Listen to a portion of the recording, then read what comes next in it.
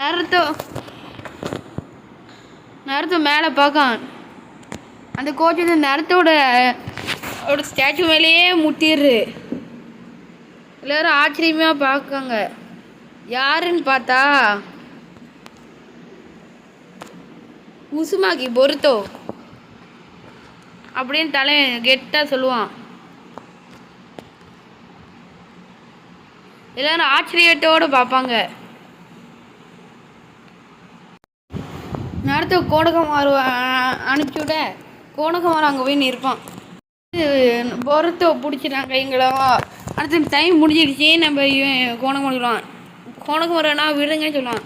இவன் அவனோட சென்சேன்னு சொல்லுவான். கோணகமாரு அண்ணன் கூப்பிடக்கூடாதுன்னு.